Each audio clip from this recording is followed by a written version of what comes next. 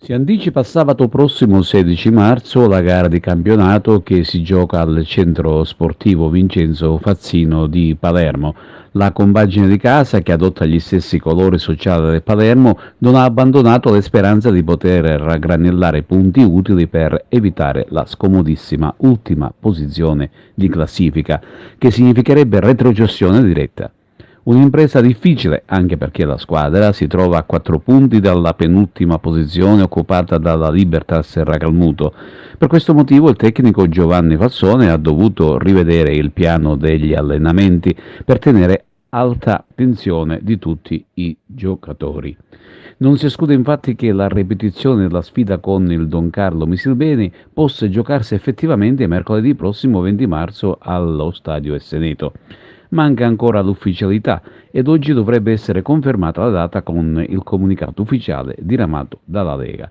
Se così fosse, l'Olimpica Acregas si ritroverebbe a dover affrontare due match difficili, mercoledì con il Don Carlo Misilmeri, appunto, e poi il Monreale.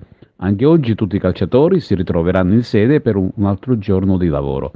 Occorre mantenere alta la concentrazione e guadagnare l'intera posta in palio con il Vis Borgonuovo che scenderà in campo con la determinazione di chi ha ancora speranza di evitare la retrocessione diretta.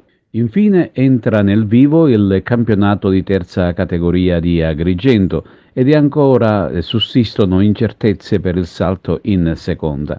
Nelle prime posizioni Atletico Licata e Montallegro dettano legge e si ritrovano appaiate in vetta, inseguite ad un punto dall'Eraclea Minoa. Più distante il Città di Ribera, che ha registrato qualche brutta e battuta d'arresto. Lo scorso turno hanno vinto tutte quante ed è a son di gol, a sottolineare un certo divario tecnico atletico. A questo punto si deciderà in occasione degli scontri diretti che interesseranno proprio le compagini di testa.